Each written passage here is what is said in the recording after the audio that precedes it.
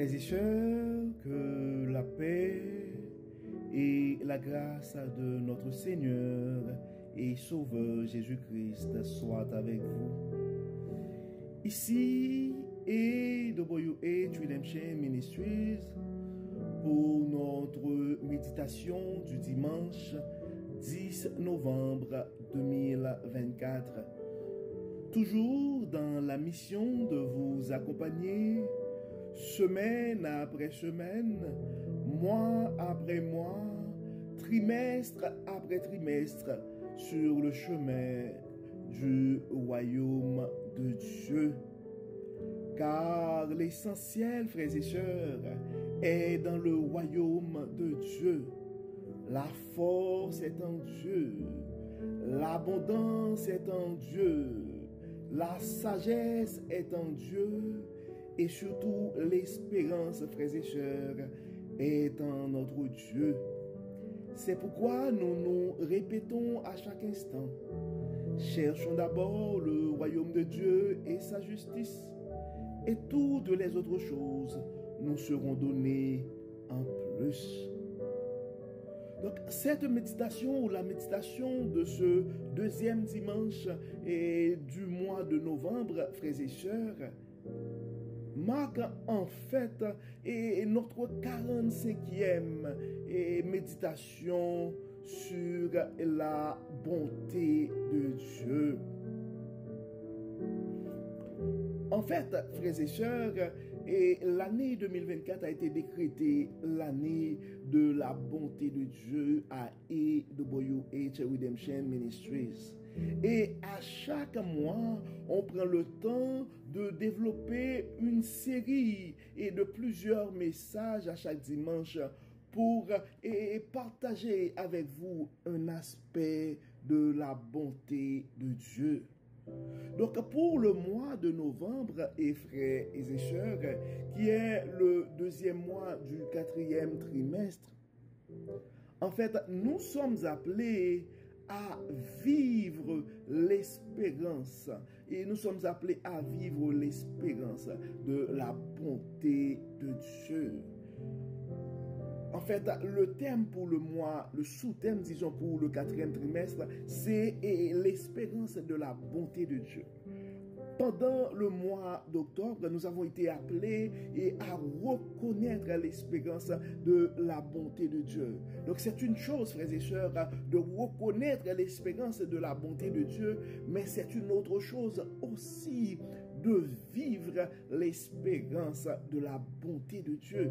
Et comme nous avons choisi un chant thème pour ce mois de novembre, et nous vous invitons à méditer, à écouter ce chant. C'est le chant 187 et des chants d'espérance 400 sur les ailes de la foi.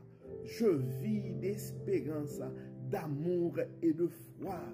Et mon chant s'élance vers toi, divin roi.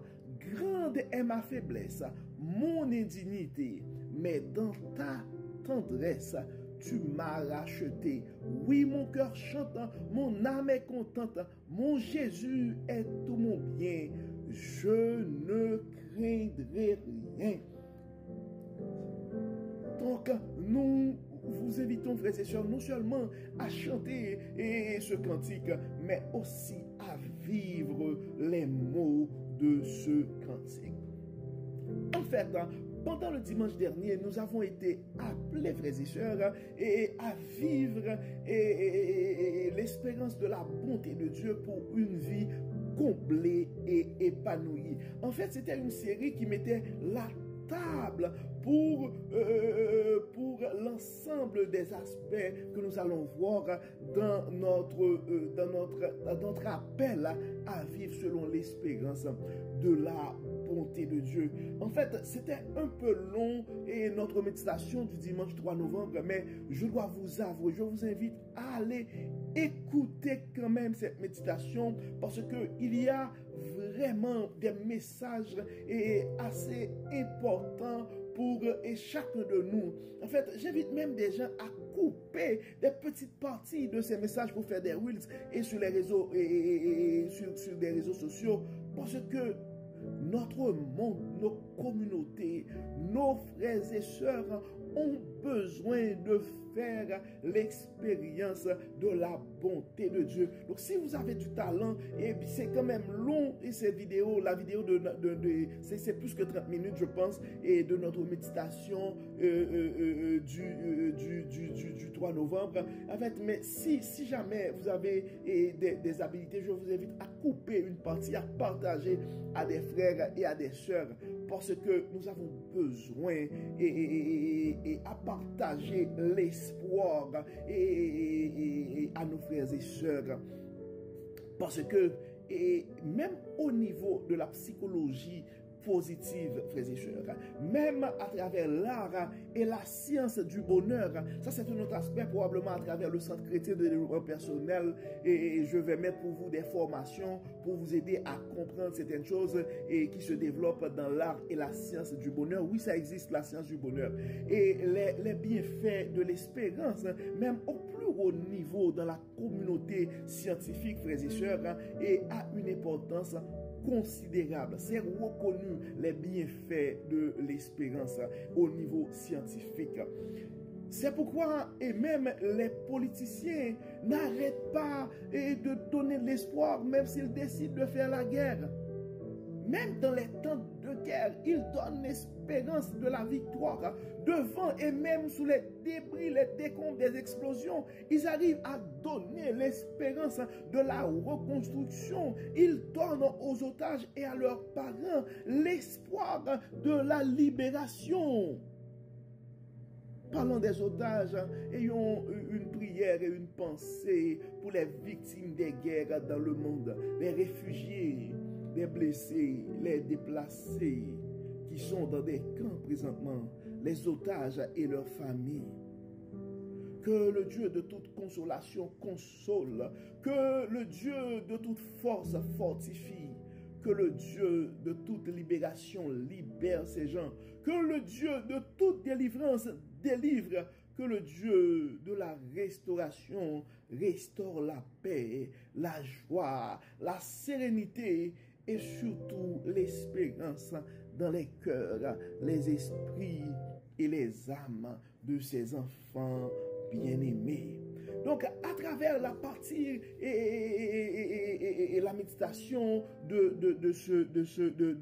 dimanche dernier, frères et sœurs, il y a quand même des choses qui devraient attirer votre attention. Donc, le titre, c'est « Vivre l'espérance de la bonté de Dieu pour une vie comblée et épanouie ». Donc, on avait parlé un peu du pouvoir de l'espérance. Nous avons dit que parler et reconnaître, parler de l'espérance, c'est bon. Reconnaître l'espérance qui se trouve dans la bonté de Dieu, c'est bon. Mais vivre cette espérance, c'est mieux parce qu'on reconnaît l'arbre à ses fruits. Donc, l'espérance procure de la force dans des moments de faiblesse, frères et sœurs. L'espérance nous aide à avancer et quand les événements et les circonstances nous dictent le contraire. L'espérance, espérer, c'est suivre la loi de Dieu qui nous demande de quitter l'Égypte quand nous n'avons pas un bateau, disons, pour traverser la mer Rouge, mais un bâton en main. Donc probablement, tu es en face de la mer Rouge présentement, tu n'as pas de bateau. Mais probablement Dieu t'avait donné un bâton. Mais avec le bâton qui est dans ta main présentement, probablement, pour les gens qui sont autour de toi, eh bien, on ne peut pas traverser, probablement on pourrait traverser une rivière avec un bâton, mais pas une mer, pas un océan. Mais notre Dieu, c'est le Dieu de l'impossible. Probablement, la mer Rouge devant toi ce matin, ce sont les adversités de ta vie. La mer Rouge devant toi ce matin, c'est cette grande incertitude qui, depuis quelques jours, plane sur ta vie, sur tes projets, sur tes finances, sur tes relations. Nous devons nous rappeler que notre Dieu, c'est un Dieu puissant. Nous devons nous rappeler que notre Dieu est le Dieu omniscient, omnipotent et omniprésent. Donc Dieu te voit, Dieu te connaît, Dieu connaît ton adresse, Dieu connaît tes adversités de ce matin, Dieu connaît les certitudes qui volent ton bonheur, ta paix d'esprit ce matin. C'est pourquoi, à travers notre méditation, cette deuxième partie, notre méditation de ce matin, Dieu veut te parler, mon frère. Dieu veut te parler, ma soeur. Et Dieu veut parler aussi probablement à l'un de tes proches. C'est pourquoi nous t'invitons, et mon frère, nous t'invitons, ma soeur, à partager ce message à un frère ou à une soeur, car on ne sait jamais, on ne sait jamais on ne sait jamais qui est en train de vivre de grandes adversités, probablement en silence. On ne sait jamais les frères et sœurs qui sont autour de nous, qui sont en train de faire face à de grandes incertitudes dans leur vie. Donc Dieu veut nous révéler, ou Dieu veut révéler à ses frères et sœurs sa sagesse ce matin pour nous dire comment vivre l'espérance de sa bonté dans les adversités et dans les périodes d'incertitude. Pour les raisons de la cause, frères et sœurs, je ne vais pas m'attarder à élaborer sur les circonstances qui pourraient apporter l'incertitude dans notre monde.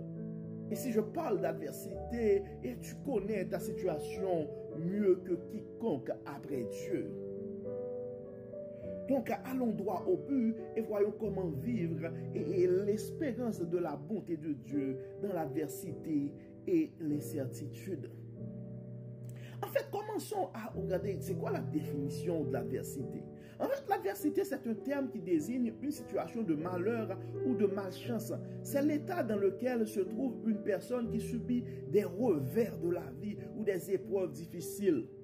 En d'autres termes, c'est lorsque le sort semble s'acharner contre nous ou contre quelqu'un. Donc, en place d'adversité, nous pouvons remplacer des mots comme détresse, disgrâce, épreuve, infortune, malchance, malheur, misère. Je ne sais pas ta situation et probablement tu connais ta situation. Et l'adversité peut se manifester sous plusieurs formes. Et chacune de ces formes pourrait apporter ses propres défis, nécessitant probablement des stratégies spécifiques pour y faire face. Probablement certains d'entre nous sont en train de vivre des adversités, une adversité personnelle. Donc ce sont comme des défis individuels tels que des problèmes de santé, des difficultés financières ou des conflits familiaux. Donc, ces situations peuvent vraiment affecter profondément notre bien-être émotionnel et mental. Probablement, certains d'entre nous sont en train de vivre des adversités professionnelles. Les obstacles dans le milieu de travail, comme la perte d'emploi, les échecs professionnels ou des conflits avec des collègues. Donc ça pourrait être assez stressant et se lever un lundi, se lever pour aller au travail. Donc ça pourrait avoir un impact sur votre carrière et sur votre satisfaction personnelle. Il y a des adversités sociales aussi. Donc ce sont des choses qui englobent par exemple les injustices sociales et les discriminations, les conflits interpersonnels. Ce sont des choses qui peuvent aussi affecter la manière dont nous pouvons interagir avec la société. Et des fois, on peut se sentir accepté ou ne pas accepté dans un milieu. C'est une forme d'adversité. Il y a des adversités environnementales aussi, les catastrophes naturelles et les changements et les conditions de vie difficiles et dépendamment du milieu qu'on vit. Donc, des fois, il y a des intempéries Et donc, quand on regarde les nouvelles, par exemple à Cuba, non seulement il y a des problèmes d'électricité, mais il y avait comme on parlait de cyclones, de catastrophes naturelles en plus. Donc, ce sont des situations qui peuvent perturber la vie quotidienne de nos frères et sœurs et qui pourraient nécessiter des adaptations importantes. Des explosions des guerres autour de nous pourraient constituer des formes d'adversité.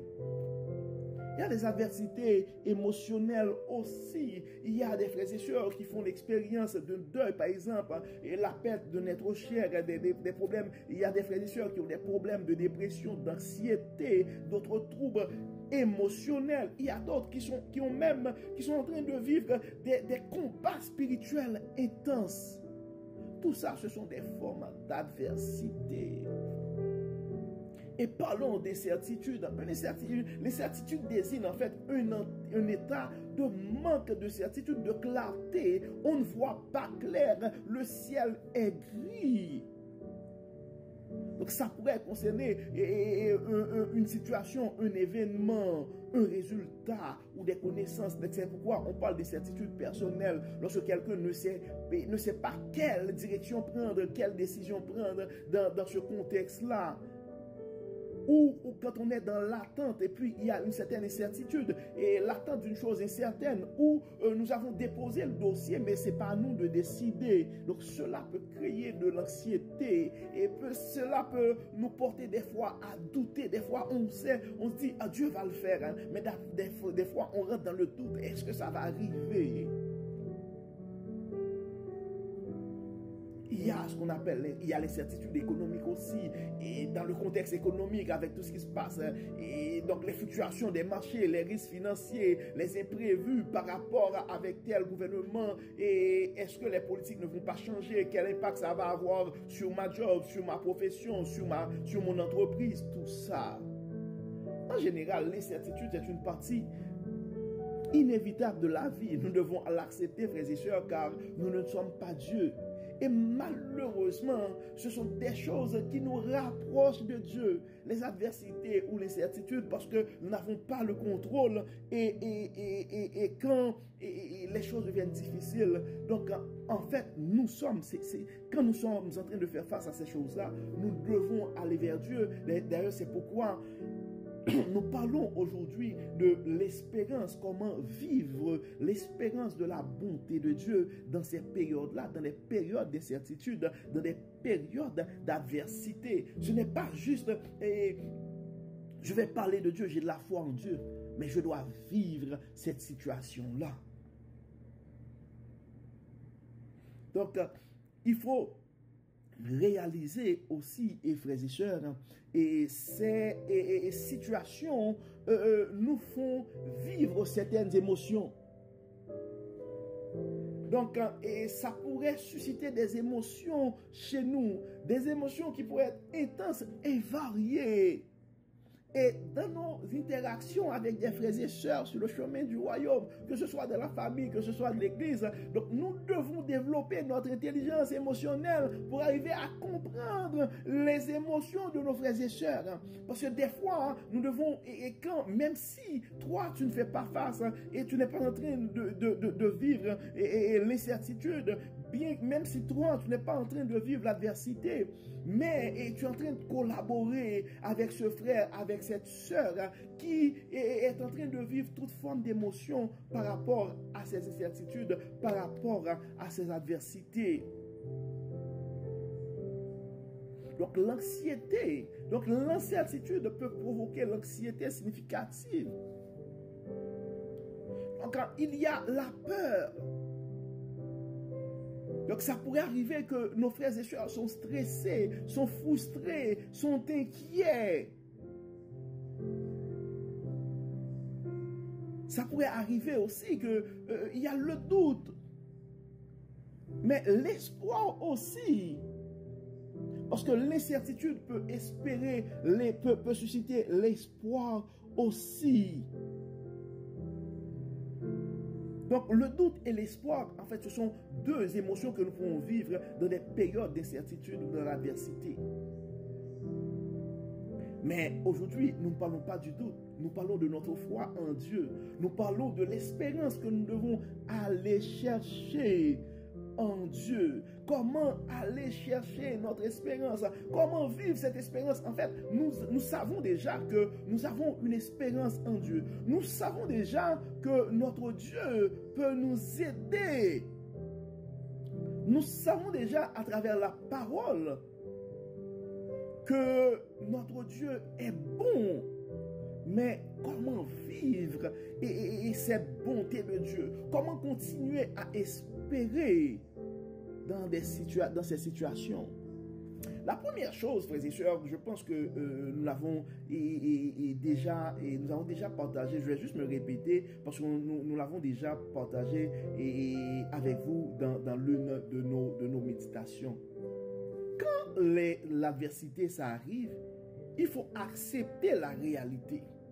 Il faut comprendre que espérer, vivre l'espérance et de la bonté de Dieu, ce n'est pas ignorer. Ce n'est pas ignorer l'adversité. Ce n'est pas nier, essayer de fuir la réalité, mettre sa tête dans le sable. Non. C'est accepter cette réalité et d'espérer que notre Dieu ne va pas nous abandonner. C'est vivre comme si nous savons qu'il y a un commando qui sort du ciel qui va te libérer. C'est ça, vivre l'espérance de la bonté de Dieu. C'est garder la tête haute, même si tu n'as pas toutes les réponses. C'est développer aussi une certaine résilience. La résilience, c'est la capacité à rebondir après des épreuves. Nous connaissons tous l'histoire de Job. Généralement, on dit au niveau de la psychologie positive, tous les hommes tombent, les grands hommes se relèvent, mais les enfants de Dieu, nous savons que nous avons un Dieu puissant qui peut donner vie à des ossements desséchés. Donc, peu importe les situations, nous allons être résilients parce que nous savons qu'il y a vie dans notre Dieu. Même la mort n'a pas pu vaincre notre Seigneur Jésus-Christ. Nous devons nous rappeler aussi, vivre l'espérance de la bonté de Dieu, ce n'est pas ignorer la complexité de nos situations, mais c'est aussi nous rappeler que Dieu peut utiliser un frère, Dieu peut utiliser un membre de la famille, Dieu peut utiliser un professionnel pour venir nous sauver. Dieu peut envoyer à sa manière un ange pour venir nous fortifier. Donc c'est pourquoi nous devrions être ouverts au soutien des autres.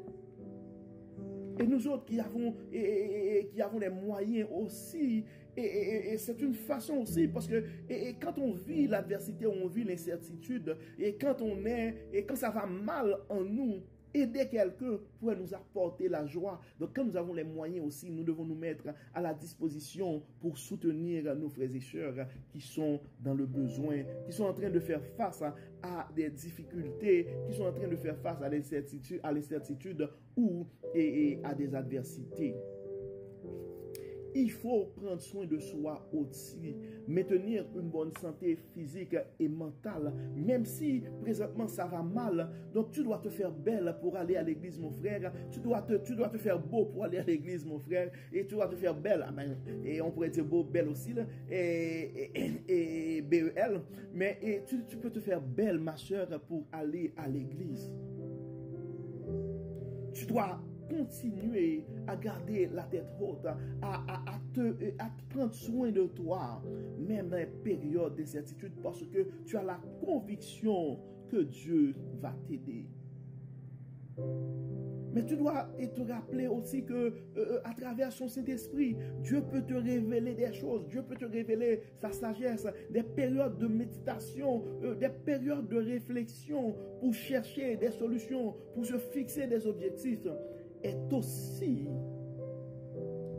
une façon de vivre l'expérience de la bonté de Dieu dans des périodes d'adversité.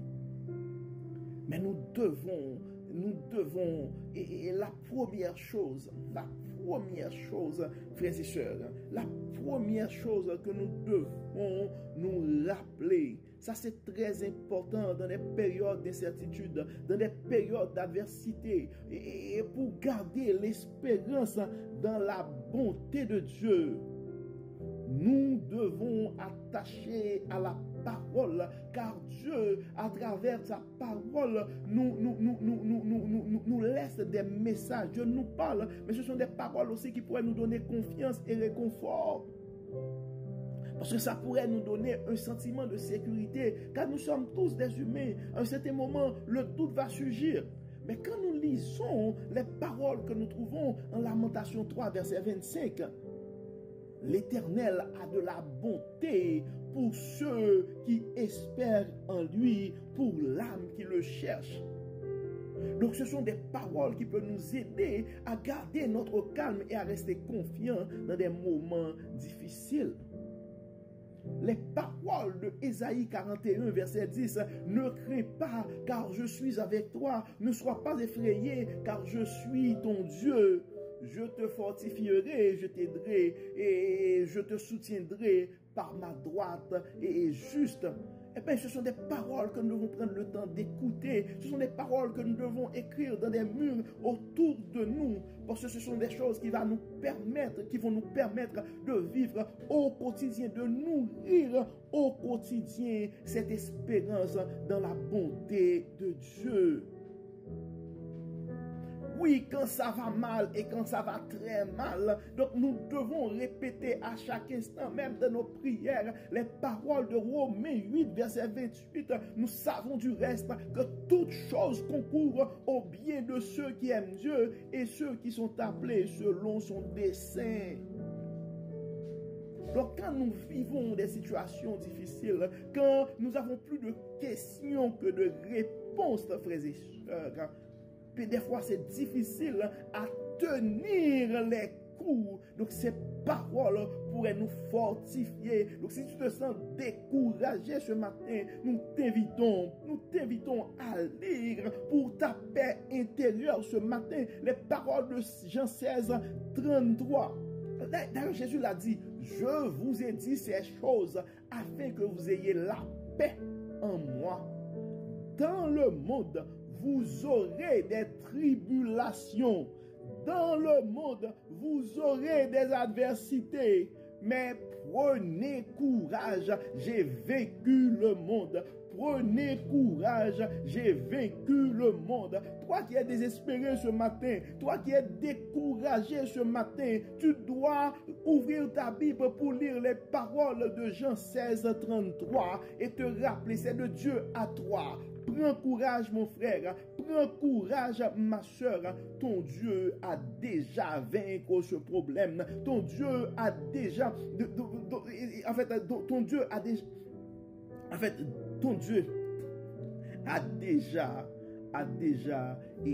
fait de ce problème et l'histoire du passé. Ce problème a été vaincu par ton Dieu. Prenez courage, j'ai vaincu le monde. Donc c'est une parole, ce sont des paroles qui peuvent t'aider à garder ta paix et ta sérénité. Ce sont des paroles qui pourraient t'aider à traverser cette tempête de ta vie avec courage, avec joie et sérénité.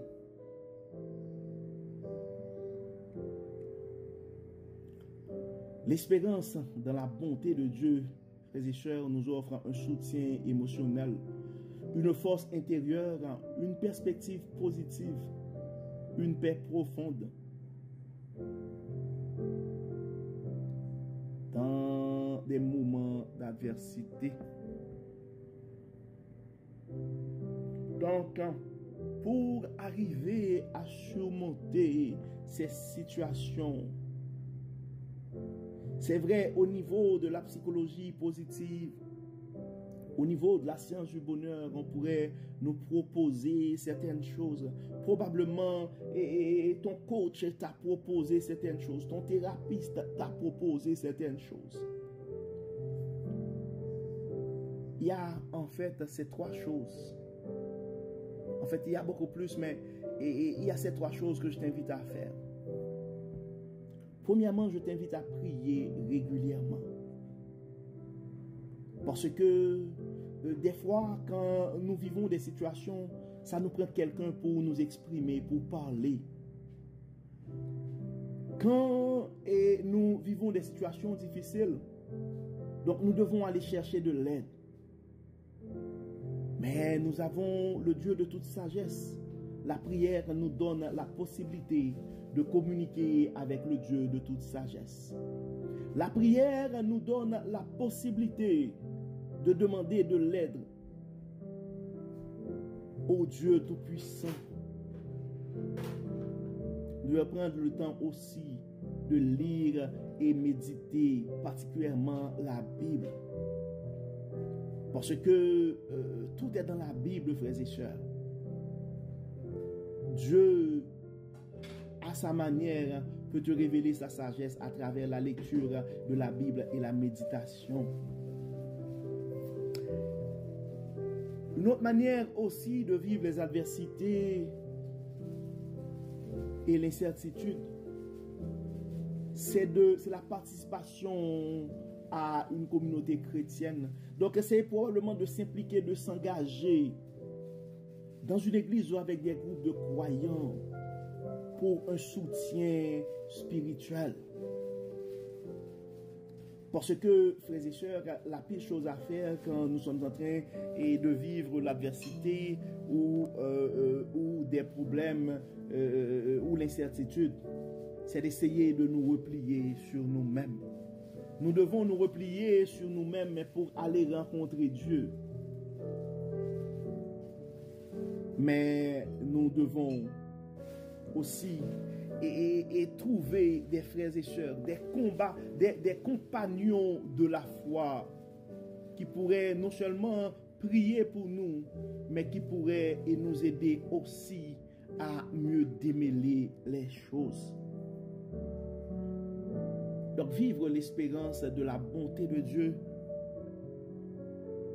c'est avoir la conviction que ton Dieu va te libérer si tu es en otage ce matin. C'est avoir la conviction que Dieu va te guérir ce matin. C'est avoir la certitude que tu vas trouver les moyens pour financer ce projet, que tu vas trouver les moyens pour payer ces factures. Vivre l'espérance de la bonté de Dieu.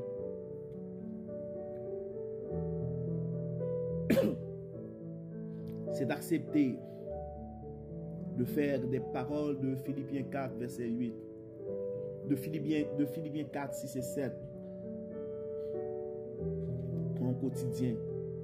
Ne vous inquiétez de rien, mais en toute chose, faites connaître vos besoins à Dieu par des prières et des supplications avec des actions de grâce. Oui, vivre l'espérance de la bonté de Dieu, c'est être en mesure d'adorer et d'offrir des actions de grâce en avance à l'Éternel.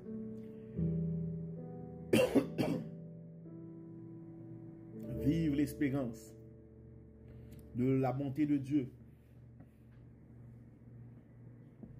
c'est de se rappeler que le Dieu de toute force, que le Dieu de toute miséricorde fait toutes choses belles en son temps.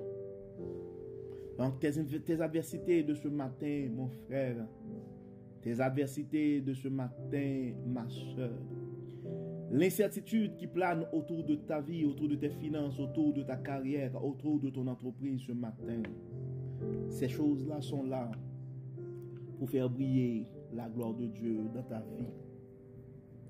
Donc, continuons à vivre l'espérance de la bonté de Dieu, frères et sœurs, à travers la méditation, à travers la prière et à travers notre engagement dans des communautés chrétiennes. Avec la température, frères et sœurs, et la voix, disons, la santé n'est pas à son plus haut niveau, mais le Dieu de toute force va nous fortifier et nous allons continuer à partager pour sa gloire l'espérance de sa bonté à nos frères et sœurs qui ont besoin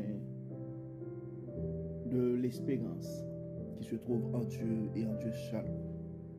Et comme d'habitude, frères et sœurs, nous allons prier pour mettre un terme à notre méditation de ce matin qui dépasse déjà 35 minutes. Nous allons demander à Dieu d'intervenir et de donner l'espérance au cœur désespéré ce matin.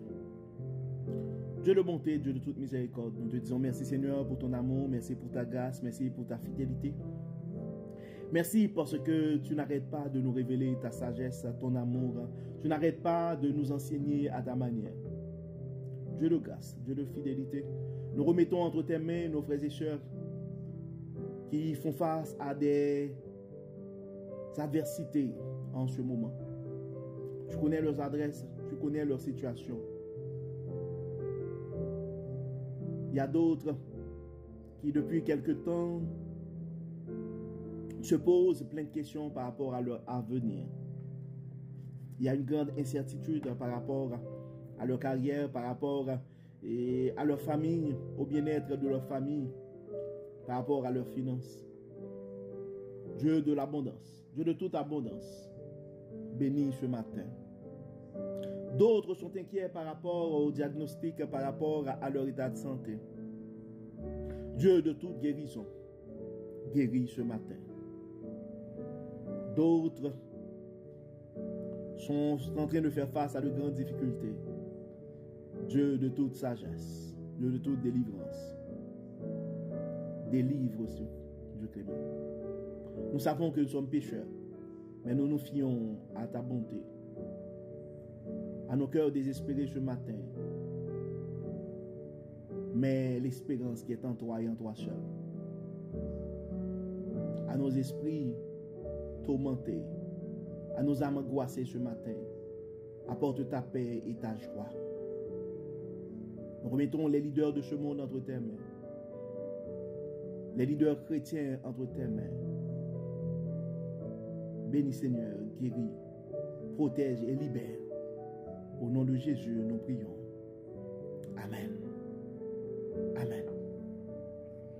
Frères et sœurs, nous arrivons au terme de notre dévotion pour ce dimanche 10 novembre 2024. Nous espérons que votre âme a été bénie et si vous n'avez pas eu le temps de partager ce message à un frère ou à une sœur, nous vous invitons à le faire car nos frères et sœurs ont besoin de l'espérance qui se trouve dans la bonté de Dieu.